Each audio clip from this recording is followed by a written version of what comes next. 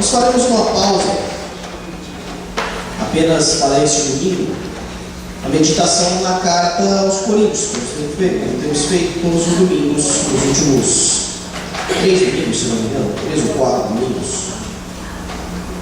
E nós vamos abrir as nossas Bíblias em um texto, ou pelo menos parte dele, que meditamos na quinta-feira. Então abra sua Bíblia, 2 Crônicas, capítulo de número 7. Leremos a partir do versículo 11. O contexto dos capítulos anteriores a este é o seguinte: nós temos aqui do capítulo 2 em diante os preparativos e toda a construção do primeiro templo dedicado ao Senhor. Até o reinado de Salomão, o templo, o local onde o povo se reunia para adorar o Senhor era em torno do tabernáculo, uma tenda que foi confeccionada no período em que o povo esteve no deserto, após sair do Egito, e assim ficou até os dias de Salomão, quando Davi deixou todo o material, tudo que era necessário para a construção do templo, e Salomão assim iniciou essa construção. E você pode ver todo esse processo do capítulo 2 ao capítulo 5, ou até parte do capítulo 6. No capítulo 6 você tem uma oração de Salomão, que é um momento de dedicação daquele templo, da inauguração daquele templo. Então este é o contexto. A partir do versículo 11 você tem então uma resposta de Deus a Salomão pela oração que ele fez no capítulo 6. Então, se você estiver curioso para entender essa oração, leia depois em casa o capítulo de número 6 de 2 Crônicas. Diz assim, nós vamos ler até o 22 direto. Quando Salomão acabou de construir o templo do Senhor e o palácio real, executando tudo bem o que pretendia realizar no templo do Senhor e em seu próprio palácio, o Senhor lhe apareceu à noite e disse: ouvi a sua oração e escolhi para mim como um templo para sacrifícios. Escolhi este lugar para mim como um templo para sacrifícios. Se eu fechar os céus para que não chova, ou mandar que os gafanhotos devorem o país, ou sobre o meu povo enviar uma praga, se o meu povo, que se chama pelo meu nome, se humilhar, orar e buscar a minha face e se afastar dos seus maus caminhos, dos céus o ouvirei, perdoarei o seu pecado e curarei a sua terra. De hoje em diante os meus olhos estarão abertos e os meus ouvidos atentos às orações feitas neste lugar. Escolhi e consagrei este templo para que meu nome esteja nele para sempre. Meus olhos e meu coração nele sempre estarão. E se você andar segundo a minha vontade, como fez seu pai Davi, e fizer tudo o que lhe ordeno, obedecendo aos meus decretos e às minhas leis, firmarei o seu trono, conforme a aliança que fiz com Davi, seu pai, quando eu lhe disse: você nunca deixará de ter um descendente para governar Israel. Mas se vocês se afastarem de mim, abandonarem os meus decretos e os meus mandamentos que lhes dei, e prestarem o culto a outros deuses e adorá-los, desarraigarei Israel da minha terra que lhes dei, e lançarei para longe da minha presença este templo que consagrei em meu nome. Farei com que ele se torne objeto de zombaria entre os povos, e todos que passarão espantados perguntarão: por que o Senhor fez estas coisas a esta terra e a este templo? E a resposta será: porque abandonaram o Senhor, o Deus dos seus antepassados, que os tirou do Egito, e se apegaram a outros deuses, e abandonados, e prestando culto Por isso, ele trouxe sobre eles toda esta desgraça. Nós estamos no dia mais importante para a nossa nação, para os próximos 4 anos, que vão se refletir nos próximos 50 e 100 anos também. De hoje em diante, as decisões que serão tomadas por esta nação e por aqueles escolhidos por esta nação para governar afetarão todo o futuro desta nação. E eles poderão ser corrigidos, mas vai levar muito mais tempo do que poderia levar. A palavra do Senhor não está falando com qualquer pessoa aqui. O versículo 14, que é muito conhecido, é uma fala do próprio Deus dizendo: se o meu povo, que se chama pelo meu nome. Israel era conhecido como o povo de Yahvé, povo de Deus, e ali Deus sendo nomeado como Yahvé ou Jeová. Este povo no Novo Testamento tem um novo nome, é o povo de Cristo, escrito ali em 2 Pedro 2 Pedro capítulo 2, verso 9. Essa nação santa são todos aqueles que entregaram a vida a Jesus Cristo. Não é mais só o povo de Israel. A condição já não é mais pertencer, ser um descendente ou casado com alguém do povo de Israel. Você não precisa nascer ali no estado de Israel. Não, é só entregar a vida a Jesus Cristo. Se esta pessoa, se este povo se humilhar, orar e buscar a minha face e se afastar dos seus maus caminhos, eu ouvirei dos céus, perdoarei seus pecados e sararei a sua terra. Sabe, nos céus dá que 23% do nosso país é evangélico.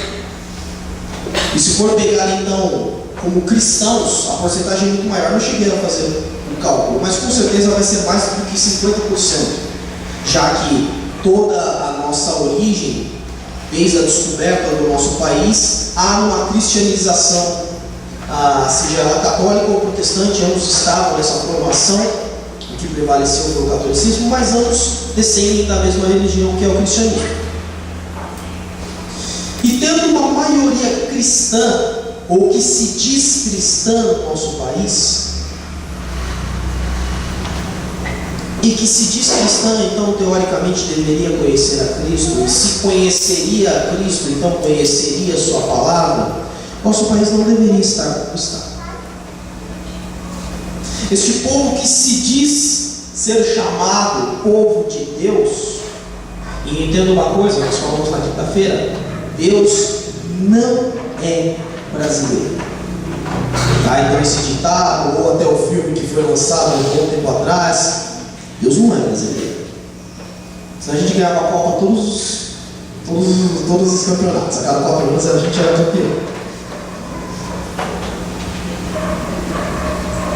Se isso de fato acontecesse, nossa nação seria diferente. E não é. E de quem é a culpa de tudo isso? Nossa. Em resumo da oração que Salomão faz, no capítulo 6, versículo 22, Salomão pede a condenação do povo pelos seus atos. Versículo 22 e 23, do capítulo 6, então volte aí no capítulo, diz o seguinte, que é uma fala de Salomão: quando um homem pecar contra o seu próximo e tiver de fazer um juramento e vier a jurar diante do altar neste tempo, ouve dos céus e age, julga o teu servo e retribui o culpado, fazendo recair sobre a sua própria cabeça o resultado da sua conduta, e declara sem culpa o inocente, dando-lhe com que mereça a sua inocência. Quando o povo de Israel, quando Israel, o teu povo, for derrotado, versículo 24, por um inimigo, por ter pecado contra ti, e voltar-se para ti e invocar o teu nome, orando e suplicando a ti neste tempo. 25. Ouve dos céus e perdoa o pecado de Israel, o teu povo, e traz de volta traz de volta a terra que deste a ele e aos seus antepassados. Se você continuar lendo, você vai ver aí que Salomão faz uma afirmação que na verdade Deus ali repete. Deus está repetindo uma afirmação de Salomão no versículo 14. E a gente fica aqui em um entendimento onde nós devemos orar ao Senhor para que a nossa nação seja sarada. Nós devemos clamar a Deus para que mude. Foi o que nós fizemos na quinta-feira. Quem esteve conosco na quinta-feira teve pelo menos 30 minutos seguidos de oração. Oramos por todos os segmentos de governo legislativo e executivo no nosso país: deputados estaduais, governadores, deputados federais, senadores e presidente. Oramos por todos eles. Mas não basta ficar só na oração. E é isso que este povo que se diz povo de Deus aqui no nosso país, que se você não se diz povo de Deus, é isso que a gente não tem entendido. Porque existem alguns outros passos à frente a serem feitos. E nisso, o brasileiro que se diz crente em Jesus Cristo não tem feito. Pastor, você conhece todo crente em Jesus Cristo no Brasil? Claro que não. No estado de São Paulo? Menos. Na cidade? Também não. Então como o senhor pode afirmar isso? Porque a minha terra não está sendo curada. A minha terra não está sendo sarada. Então logo o povo de Deus que habita nessa terra não está seguindo os demais passos. Se humilhar e orar e buscar a minha face. Você não vê pessoas buscando a Deus, nem na hora das eleições. Quando a palavra de Deus diz: maldito o homem que confia no homem, é que a Bíblia ensina que nós não devemos depender das pessoas, até mesmo para construir o nosso futuro. E tem muita gente fazendo campanha e muita gente depositando o futuro do seu país em um único candidato. E há uma grande ignorância, tanto na palavra de Deus quanto na Constituição do nosso país. Porque muitos estão votando no candidato, dizendo: esse aí vai resolver. Biblicamente isso já não é possível. Porque quem resolve todas as coisas, quem sara todas as coisas, quem melhora todas as coisas é o próprio Deus. E constitucionalmente isso também não é possível. Se você está achando que o presidente que vai ser eleito é o candidato mais importante, não é. Ele é parte ou a parte maior do executivo. Executivo executa. Executa algo que alguém determinou para ele executar. Só. Se você for pensar numa empresa de capital aberto chamada SA, Sociedade Anônima, como que ela funciona? Ela tem um presidente, todo mundo acha que o presidente é a figura mais importante da empresa. Pense nos bancos assim. Não é? Se ela é de sociedade aberta, então ela tem as suas, sociedade anônima, ela tem as suas ações difundidas no mercado. Quem manda na empresa são aqueles que compraram essas ações. E aí, os acionistas vão chegar, vão fazer uma assembleia, uma reunião, e vão dizer: nós queremos que essa empresa aumente o seu lucro em 110%. O conselho diretivo da empresa vai pegar essas informações e vai levar à presidência: você tem que aumentar este ano 110% o seu lucro. Se vira. Ele não pode escolher. Da mesma forma é o nosso país. O presidente executa aquilo que o legislativo determina. Ele tem poucos poderes executáveis, ou seja, ele pode fazer pouquíssima coisa. há alguns pequenos decretos temporários que ele pode colocar. Mudança para o futuro, de fato, ele não pode fazer. Para aprovar uma privatização ou a construção de uma nova estatal, ele precisa de aprovação do Congresso. E tem muita gente colocando a sua fé e clamando pelas ruas da nossa cidade,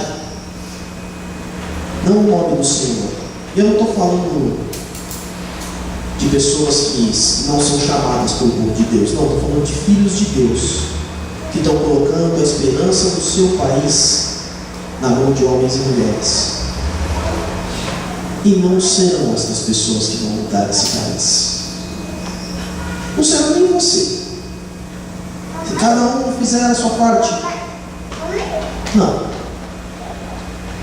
Se você quer de fato uma nação feliz, próspera, é só aquele que é o dono de toda a felicidade e de toda a prosperidade, que é o próprio Deus.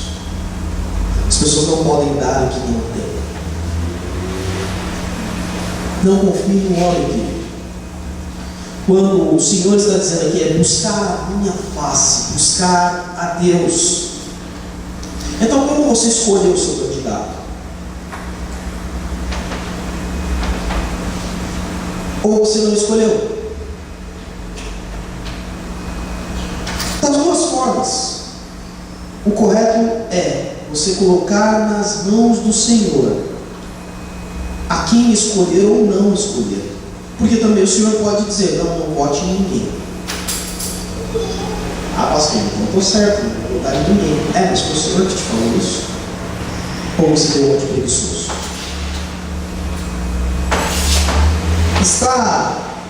Tenho ouvido de muitas pessoas, não estou falando só de membros de igreja não, muitas pessoas, clientes meus ali na agência onde eu trabalho, vou anular o voto, não encontrei ninguém na presidência ou no governo do estado de São Paulo que vale a pena o meu voto. E realmente eu tenho que concordar. São um número limitado de candidatos para a presidência e para o governo do estado. Então, até deve ser assim, inclusive, não pode ser um número tão grande de candidatos. Mas tem mais de 5.000 deputados federais e outros tantos de deputados estaduais. Não é possível que você não tenha encontrado um que não seja aquele que o próprio Senhor indicou. Duvido que você fez uma pesquisa em 5.000 candidatos ou candidatas. E tem, né? Tem homens e mulheres de Deus que não só são honestos, mas são competentes para exercer política em nosso país e para fazer a diferença na nossa nação. Então, até nisso, a gente não tem argumento. Porque a própria urna eleitoral brasileira dá a condição de você chegar e falar, olha, para presidente eu não achei ninguém que me represente. Então, eu voto aqui, é nulo. Ou branco. Para governador também, não achei. Para deputado não tem, é esse aqui. Para senador tem, é esse aqui. Para deputado estadual tem, é esse aqui. Você tem essa opção. Querido, não seja preguiçoso.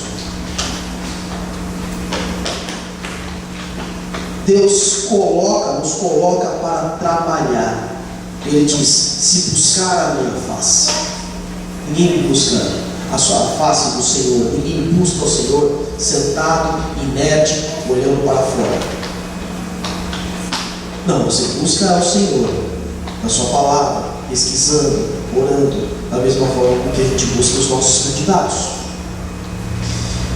Mas também não é a única condição, porque tem gente também só buscando o Senhor e vem na igreja e ouve a palavra do pastor e pega, faz a lição de casa, pega aqui, o pastor falou para ler o capítulo 6, vou ler, e vai em casa e lê, e ora, e lê, e ora. mas não coloca em prática. Porque apesar de ser povo de Deus, não segue o restante do versículo. E se afastar dos seus maus caminhos. Ah, meus irmãos, como tem gente que se diz filho de Deus e é tão ruim quanto esses que ocupam o Congresso e os palácios em Brasília. É que a gente nunca entende a dimensão das coisas e a que ponto elas podem chegar. Alguns atos de corrupção que nós temos no nosso dia a dia que a gente não percebe. Furar fila. Ou então, procurar alguém na fila que você conheça para você chegar e entrar no jogo.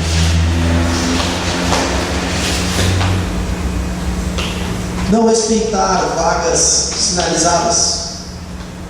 Ontem fui no Carrefour.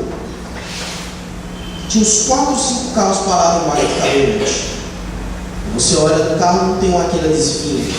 Ou então aquela plaquinha dizendo ali que ele é deficiente. Até porque eu vi uma pessoa em cadeira de rodas no mercado inteiro. Mas tinha uns 5, 6 carros, né? Também não vi ninguém com migalhinha.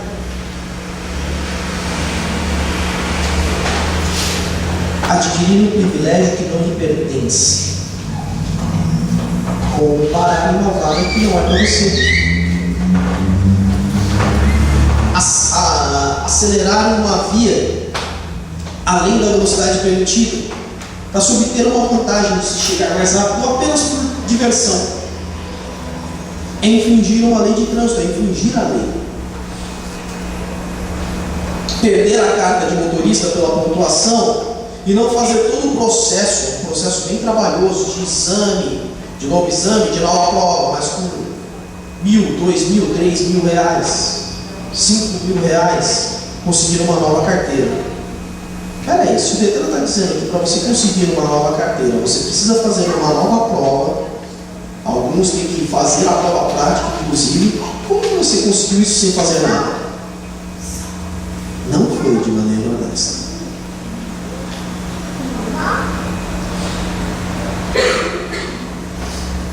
Há pequenos atos de corrupção que nós cometemos, favorecendo um cliente da nossa empresa, não porque ele é um cliente melhor da nossa empresa, porque é assim que as empresas capitalistas funcionam. Você vai atender melhor aquele que te dá maior rentabilidade. Essa é uma política da empresa. Agora, você atender melhor alguém que está dando a você, atendente, vendedor, alguma vantagem, é tão corruptor quanto o homem que está lá no Congresso, favorecendo um decreto de lei para beneficiar um segmento de empresas da sociedade ou uma licitação. Onde vocês acham que ele aprendeu isso? Foi ali na venda da loja, aonde ele passava na frente primeiro, aquele que soltava alguma coisa para ele. E tem gente que é por muito menos, não precisa nem ser financeiro. É o que traz um chocolatinho, é o que traz uma lembrança no final do ano, um paletone, uma cesta. Tem gente que se vende por muito menos. Tudo isso é ato de corrupção. E por tudo isso, o povo que se chama pelo nome do Senhor não tem se afastado. Tanto é verdade que tem gente no Congresso e tem candidato no Rio de Janeiro que está impugnado por atos de corrupção. E são evangélicos. Ou então, alguns ali da mesma forma, e se dizem cristãos. Vai padre na prisão para visitar. Então se diz cristão, mas não tem as atitudes de Cristo. Ele até pode buscar ao Senhor. Um dos candidatos que está impugnado, aí ele tinha essa frase: ore por mim que eu oro por você. Estava ali buscando ao Senhor, pelo menos é o que ele dizia, mas não se afastou dos seus maus caminhos. Meus irmãos, Deus não tem ouvido as nossas orações e não tem sará da nossa terra, porque também nós não temos pedido perdão dos nossos pecados. E a gente muitas vezes olha e fala: não, eu não roubo, eu não mato, eu não xingo, eu não bebo, eu não fumo. Então pronto, do jeito que a palavra de Deus termina. E está muito longe disso. Até nas coisas mais simples, que a gente tenta levar vantagem, que a gente quer se enxergar melhor do que o outro, nós caímos em pecado e não achamos que está tudo bem. O raio do Gerson, que ensinou o brasileiro, ou pelo menos difundiu a cultura do brasileiro a tentar levar vantagem em tudo, é justamente uma das coisas que mais prejudica o Brasil. Porque tem mais gente tentando levar vantagem do que tem gente conseguindo na ordem, chegou ali como o primeiro da fila. Mas tem tanta gente passando por cima do primeiro da fila, que o primeiro da fila espera 1, 2, 3, 4 anos.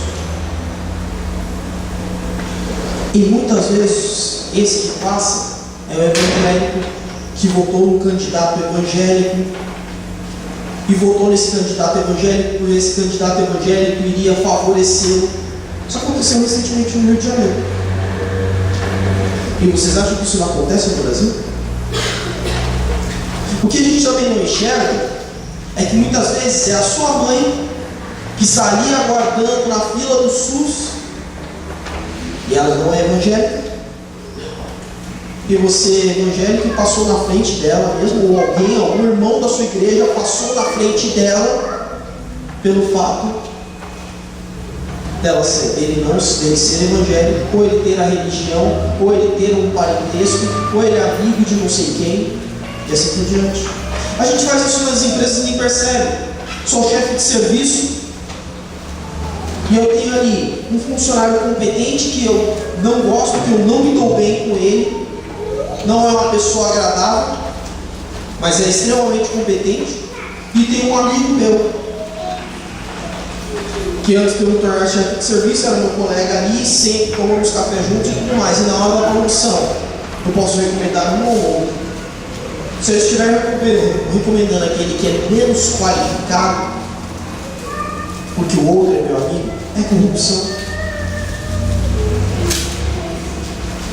O nome disso, agora eu preciso de ajuda, eu sempre confundo, D ou D? O D de dado ou N de navio? Nepotismo. É quando você indica um parente ou algum parente de um amigo seu para uma função, algum cargo público que não lhe diz respeito. Isso no Brasil é crime. Só que a gente faz isso dentro das nossas empresas. Queridos, a palavra de Deus nos faz grandes alertas para que antes de nós chegarmos na urna, nós comecemos a avaliar o nosso comportamento, se de fato temos buscado ao Senhor em humildade, se de fato temos nos afastado e nos arrependido das nossas ações, se nós temos enxergado o que é de mal que nós temos feito ao nosso país. E aí sim, nós veremos o perdão do Senhor aos nossos pecados, e nós veremos sim a cura do Senhor para a nossa terra, para a nossa nação. Isso vai muito mais além da urna, meu irmão. Isso é primeiro o seu compromisso com Deus. E aí sim, como instrumento nas mãos do Senhor, uma bênção no seu país, porque é o Senhor que está agindo através da sua vida. As eleições de 2018, não vote colocando fé no candidato, vote colocando fé no Senhor e entendendo o caminho que o Senhor quer dar para o nosso país, mesmo que seja o caminho de Israel. E o caminho de Israel não foi bom. Eles ficaram 70 anos em disciplina. Pode ser que Deus esteja nos levando para esse caminho. Mas se estiver, é bom, porque Deus nos tem então como filhos, e Ele disciplina aqueles que Ele ama. Isso significa que anos à frente, já não sei quantos anos, Deus trará um bom resultado e uma mudança completa para o nosso país, se assim fizermos o que diz no versículo 14, amém? Amém.